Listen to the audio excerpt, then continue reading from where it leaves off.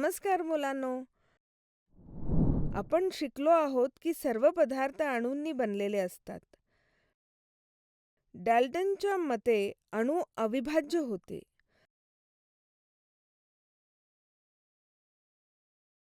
अणू उघड्या डोळ्यांनी दिसण्यासाठी खूप लहान असतात.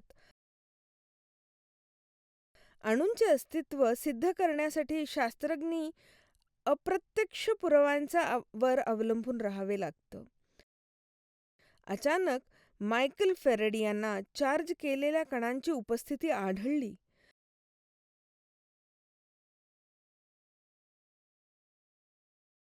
मायकल फॅरेडेच्या शोधामुळे अणूंची अविभाज्यतेबद्दल काही प्रश्न उपस्थित झाले. चला अणूमध्ये असलेले कण शोधूया. माझे नाव अश्विनी आहे आणि तुम्ही उपअणू कण हा व्हिडिओ पाहत आहात.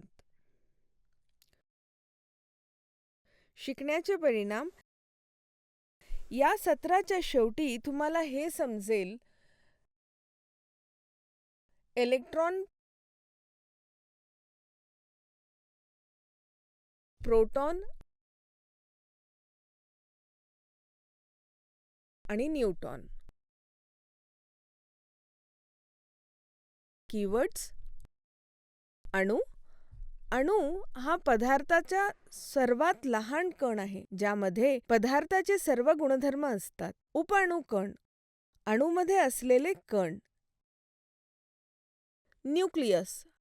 न्यूक्लियस म्हणजे अणूच्या मध्यभागी असलेले गोल. Electron,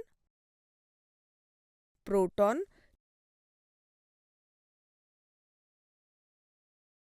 neutron.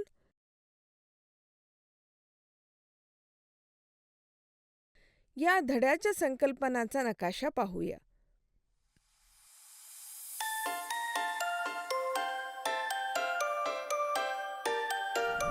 विज्ञानात शास्त्रज्ञ जेव्हा नवीन तथ्य किंवा संकेत शोधतात तेव्हा सिद्धांत बदलतात.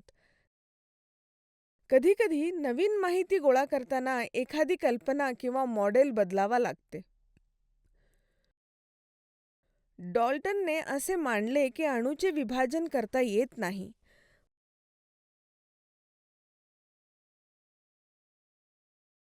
प्रायोगिक पुराव्यांमुळे असे दिसून येऊ लागले की अणू अविभाज्य आहेत आणि ते लहान कणांपासून बनलेले आहेत. हे कण अणूपेक्षा लहान असल्याने अणूच्या आत असल्याने त्यांना उपअणू कण म्हणतात. अणू तटस्थ असल्याने त्यांच्यात किमान 2 प्रकारचे उपअणू कण असले पाहिजेत. एक सकारात्मक चार्ज केलेला आणि दुसरा नकारात्मक चार्ज केलेला. खरं तर 3 वेगवेगळ्या उपअणू कण सापडले. उपअणू कणांच्या शोधामुळे अणूबद्दलच्या कल्पना कालांतराने कशा बदलल्या आहेत ते पाहूया. फॅरेडेच्या इलेक्ट्रोलिसिस प्रयोगांबद्दल आपल्याला सर्वांना माहिती आहे.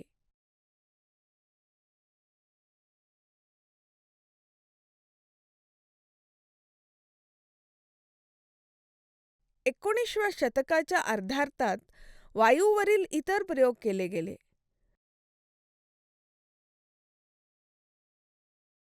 डिस्चार्ज ट्यूब वापरून कमी दाबाने वायूवर विद्युत प्रवाह लावण्याचे परिणाम शास्त्रज्ञांनी अभ्यासले. इतर शास्त्रज्ञांनी व्हॅक्यूम ट्यूबमध्ये असेच प्रयोग केले.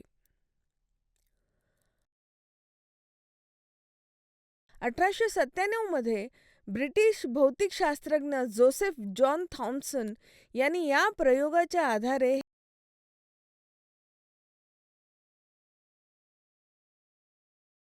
हे सिद्ध केले की अणूमध्ये ऋणभर्ती कण असतात. सुरुवातीला थॉम्सन यांना वाटले की प्रत्येक घटकासाठी ऋण कण वेगळे असतील. तथापि अनेक वेगवेगळ्या पदार्थांवर प्रयोग केल्यानंतर त्यांना आढळले की सर्व पदार्थांमधील ऋण भारती कण नेहमीच एकसारखे असतात. त्यांनी असा निष्कर्ष काढला की सर्व घटकांच्या अणूमध्ये एकाच प्रकारचे ऋण भारती कण असतात. या कणांचे वस्तुमान खूपच कमी होते आणि त्यांना आता इलेक्ट्रॉन म्हणतात.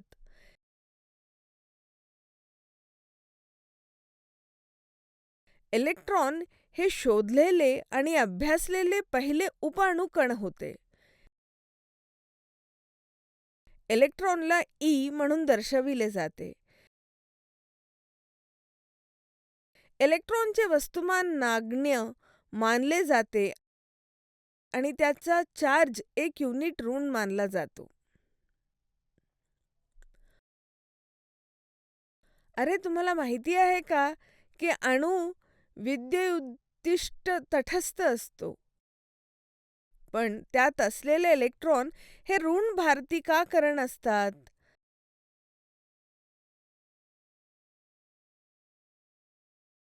जर फक्त ऋण भार असते तर अणू तटस्थ नसता. मग अणू तटस्थ का मानला जातो? अणूमध्ये काही धन भारती कण देखील असले पाहिजेत, जेणेकरून त्यावरील एकूण भार तटस्थ होईल. या उपअणू कणात एक चार्ज असला जो इलेक्ट्रॉनच्या भाराचे संतुलन करेल. या अणुकणाला 1920 मध्ये प्रोटॉन असे नाव देण्यात आले. त्याचे वस्तुमान इलेक्ट्रॉनपेक्षा अंदाजे 1836 पट जास्त होते. हे P+ म्हणून दर्शविले जाते आणि त्याचा भार 1 युनिट पॉझिटिव्ह म्हणून घेतला जातो. 1932 मध्ये जेम्स चॅडविकने आणखी एक उपअणुकण शोधला, ज्याचा कोणताही भार नव्हता आणि त्याचे वस्तुमान जवळजवळ प्रोटॉनच्या भार इतके होते.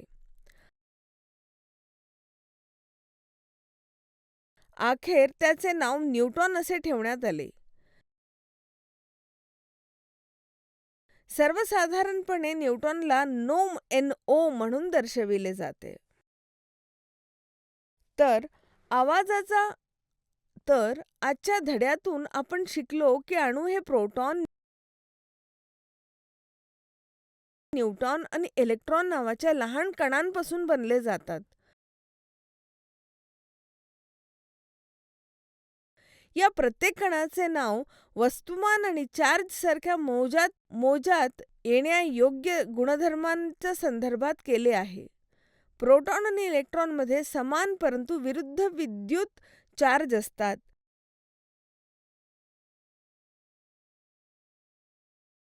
न्यूट्रॉनला कोणताही विद्युत चार्ज नसतो. इलेक्ट्रॉनिकचे वस्तुमान 1836 मध्ये प्रोटॉनच्या वस्तुमानाच्या सुमारे 1वा भागच असते.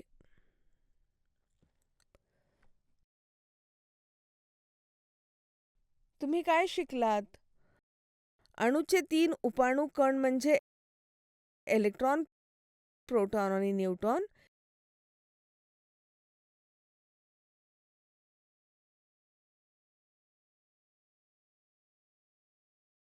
इलेक्ट्रॉन हा अणूचा ऋण भारती कण आहे. प्रोटॉन एक धन भारती कण आहे आणि हा अणुकेंद्रकाचा भाग आहे.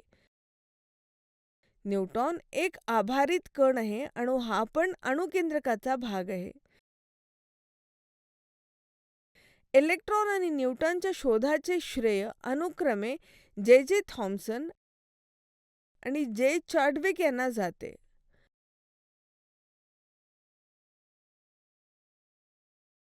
थॉम्सनने असे ठरवले की अणूमध्ये ऋण भारतीय कण असतात आणि ज्यांना आता इलेक्ट्रॉन म्हणतात.